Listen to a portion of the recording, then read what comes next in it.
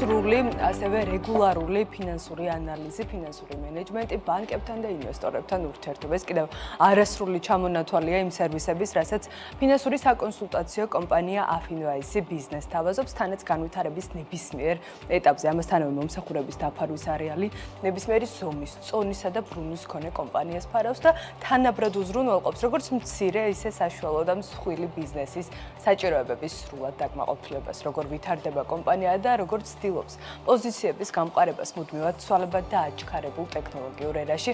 დეტალებზე ვრცლად მის დამფუძნებელთან ანა ბალესიაშვილთან ერთად განვაგრძობთ საუბარს და მასთან ერთად მიმოვიხილავთ იმ მონაგარს, რაც ოპერირების ერთწლიან პერიოდში მათ პორტფელში დაგროვდა. ანა, ძალიან დიდი მადლობა თქვენი დროისთვის, სტუმრობისთვის და გასულ წელს ჩვენს ეთერში შედგა Afinvise-ის სატელევიზიო დებიუტი.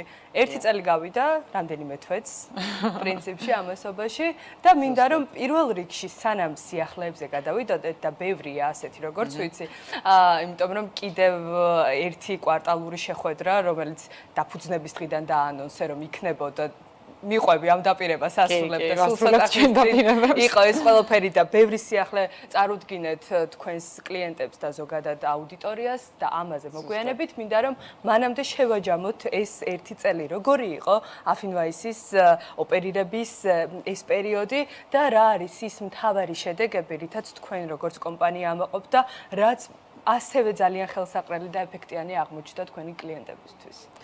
დიდი მადლობა რომ ისევ აქ ვართ და თქვენთან ვართ და თქვენ სტუდიაში სტუმრობა ჩვენთვის ძალიან დიდი პატივია ხოლმე. რაც შეეხება ამ ერთ წელიწადს ჩვენს პრეზენტაციაზე თქვი ესეთი რამ რომ წარმატება ყველასთვის არის ძალიან ინდივიდუალურია. შეიძლება იყოს ფულადი ფორმით ვიღაცისთვის ან შეიძლება იყოს ძალაუფლება და ამავდროულად. ჩემთვის წარმატება ითარგმნება იმაში რომ ამ ერთი წლის თავზე როგორც თქვი ლიკა თითქმის 60-მდე პროექტი შევასრულეთ 60-მდე კლიენტი, დიდი კომპანია თუ მცირე კომპანია გვენდო, შესაბამისად მგონია რომ არ არის ცუდი შედეგი. 60-მდე პროექტი და თითქმის 3 ტრენინგი ჩავამთავრეთ ამ ერთ წელიწადში და მგონია რომ ცუდი შედეგი არ არის. 60-მდე კომპანიები იყოფა სხვადასხვა მიმართულებებად, ინდუსტრიული თვალსაზრისით თუ ზომის და წონის მიხედვით სტატუსის მათ შორის. აი, როგორი არის ეს დივერსიფიკაცია და მათ შორის რამდენად მზარდი არის თუნდაც მსხვილი ბიზნესების წილი და ასევე ინდუსტრიული მრავალფეროვნებაც რამდენად გაჩნდა ამ პერიოდის განმავლობაში პორტფელში. კი ბატონო. ასევე ჩვენთვის ძალიან სასიამოვნოა ის, რომ ამ თითქმის 60-მდე კლიენტში არიან სხვადასხვა ზომის კომპანიები. აი ძალიან დივერსიფიცირებული პორტფელია. არიან როგორც ძალიან მსხვილი კომპანიები, რომელთა ბრუნვა არ ვიცი არის წლიურად 60-70 მილიონი ლარი და მეტი.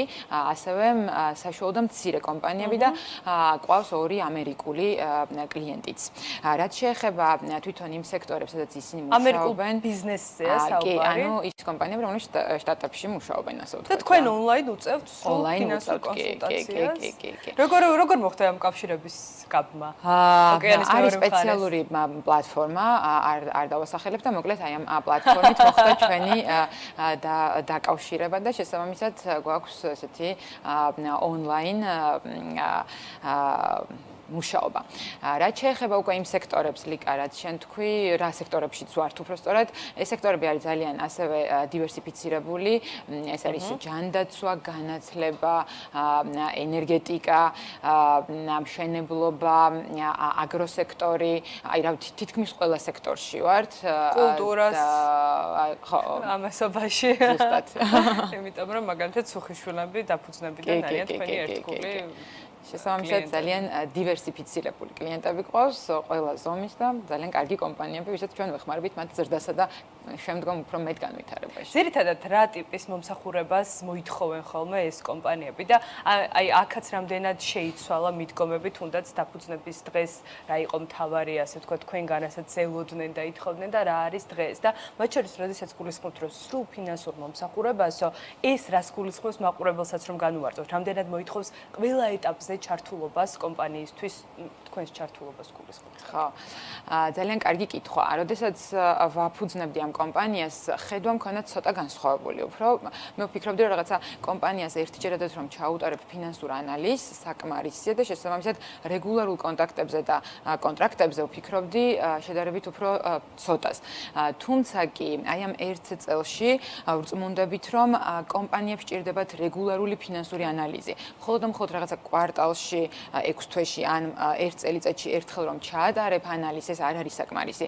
ყოველდღიური, ყოველკვირეული, ყოველთვიური კავშირი გჭირდება შენ ფინანსურ კონსულტანტთან, ფინანსურ მენეჯერთან, ვის როლსაც ჩვენ ვასრულებთ, ასე ვთქვათ, რომ მიიღოს სწორი გადაწყვეტილებები. შესაბამისად, გამოიკვეთა, რომ ჩვენ კლიენტებს ჭირდებათ აი ეს რეგულარული კონსულტაციები, არა მარტო ის, რომ შევაჯამეთ კვარტალი, ფინანსური ანალიზი წარვადგინეთ და მათ იციან ფინანსურად რა ხდება მათ კომპანიაში, რეგულარულად თითქმის ყოველდღიური კონტაქტი გვაქვს, გვირეკავენ, ვაძლევთ რჩევებს და გვიხარია ისინი იმდენად გვენდობიან, რომ ჩვენ გარეშე ხშირად არც ერთ თუნდაც არაფინანსურ გადაწყვეტილებას არ იღებენ, იმიტომ რომ სტანდარტულად ხო არაფინანსური გადაწყვეტილებებიც შესაბამისად მე ფინანსურ შედეგს დებს ხოლმე. ასე რომ აი ერთი წლის თავზე ვწმუნდებით, რომ კლიენტებს უნდათ ესეთი გრძელვადიანი, მუდმივი კონსულტაციები ჩვენს კომპანიასთან. რაც ჩვენ ძალიან ხშირად შეგხვედრიათ მათ შორის, იმიტომ რომ მე პირადად გამიგია არც თუ ისე იშვიათად, რომ აი რაღაცა სპეციალური საკონსულტაციო კომპანია დავიქირავეთ, რაღაცა პრობლემა გქონდა, ეს მოგვიგვარო და ეხლა რაღაც საჭიროა. აი ეს მიდგომა რამდენად მუშაობს დღეს რეალურად ბაზარზე, რომ რაღაცა თუნდაც არ ვიცი, შეიძლება ეს იყოს რაღაცა მითი, ან რაღაცა სტერეოტიპებისგან შექმნილი წარმოდგენა, რომ აი რაღაცა პრობლემისთვის არის აუცილებლად საკონსულტაციო კომპანიის ჩართვა და ეს რო აღმოიფხვრება, შეგვიძლია რომ გავაგრძელოთ ჩვეულ რეჟიმში მუშაობა. აქ სად უშვებენ ხოლმე კომპანიები შეცდომაში? ძალიან კარგი კითხვა. ოღონდ მართლა, იმიტომ რომ მე მგონია, რომ ბევრ კომპანიას ზუსტად ეს კითხვა უჩნდება. საკონსულტაციო თემა არის განსხვავებული. გააჩნია რა ტიპის კონსულტაციას უწევ შენ კომპანიას. მაგალითად, თუ ეს კონსულტაცია არის მაგალითად, არ ვიცი, არქიტექტურული თემა, რომ რაღაცა დიზაინს ერთხელ რომ შექმნი შენობის მაგალითად, ამით დაამთავრებ იმ პროექტზე მუშაობას და მორჩა, ხო? ანუ გააჩნია რა ტიპის სერვისს თავაზობ კომპანიას. ჩვენი თემა რაც არის, ეს არის, რომ ფინანსურ ანალიზს ვუტარებთ და შესაბამისად ფინანსური ასე ვთქვათ, საკითხები და პრობლემები ყოველთვის დგას კომპანიის წინაშე, თუ ის არსებობს. ამიტომ ეს თემა სხვადასხვა არ გქონია, რომ რაღაცა ერთი პრობლემა მოაგვარა კომპანიამ, დაამთავრა და აღარ სჭირდება ჩვენი კონსულტაციები. ან ჩვენთან აგრძელებს, ან თვითონ ყავს თავისი ფინანსური დირექტორი მაგალითად, ან თავარი ბუღალტერი, ვინც ითავსებს ამ ფუნქციას და შესაბამისად რაღაცა შეიძლება რეგულარულად არ სჭირდება ჩვენი ჩართვა, მაგრამ ეს თქვენი გადმოსახედიდან თუ მათ შორის ცნობიერება ამაღლდა და თვითონაც ასე ფიქრობენ კომპანიები. ხო, ძალიან კაი კითხვა. ეგეც რო ვაკვირდები ბაზარს, იზრდება ეს ცნობიერება და ესე იგი კომპანიები ხედავენ, რომ სტიქიურად მართვა არ შეიძლება კომპანიის. ანუ ის რომ მე ფული მაქვს ანგარიშზე და ფული შემოდის, ეგ არ ნიშნავს იმას, რომ კომპანიაში ყველაფერი არის კარგად. მით უმეტეს არის ძალიან დინამიური გარემო, როგორც ქვეყნის შიგნით, ისე ქვეყნის გარეთ. ზოგადად როგორც პოლიტიკურს გულისხმობ, ასევე მაგალითად IT კუთხით, იმდენად იცვლება ადამიანების ქცევა, იცვლება ადამიანების მოთხოვნილებები, მოთხოვნები. იმდენად ძალიან მოქნილი უნდა იყო ამ ცვალებად გარემოში, რომ ეს რომ მე დავალაგე გეგმა, ვიღაცა სხვა კონსულტანტს გავაწერინე ერთწლიანი თემა და ამას მე ვაკეთებ, ეს აღარ მუშაობს. შენ მუდმივად უნდა გქონდეს პულსი, რა ხდება, როგორც ზოგადად მსოფლიოში ქვეყანაში, ასევე შენი კომპანიის ფინანსებში, როგორ პასუხობს იმ ცვალებად გარემოს, რაც არის დღეს, როგორც ქვეყანაში, ისე ქვეყნის გარეთ. და მათ შორის ხელოვნური ინტელექტის ერაში ვართ და ალგორითმები ძალიან ბევრ რაღაცას ცვლიან, მათ შორის ოპტიმიზაციაზეც არის საუბარი, თუნდაც ფინანსურ სექტორში, ხო, რომ რაღაცა შეიძლება სადღაც რაღაცა პროცესები უფრო დააჩქაროს და ადამიანების რესურსიც, ასე ვთქვათ, თავის თავზე აიღოს ეს პასუხისმგებლობა. ზუსტად, ლიკა, დაახლოებით 1 წლის წინ, როცა უკვე AI ვიცოდით, ანუ და რასაკეთებდა, თუნდაც 1 წლის წინ ვერ წარმოვიდგენდით, რომ ხელოვნური ინტელექტი ამ დოზით შემოვიდა ჩვენ ცხოვრებაში. არ ვიცი, ალბათ ყველა ჩვენთაგანი დღეში რამდენჯერმე მაინც აი ამ AI-ს ხმარობს, ხო?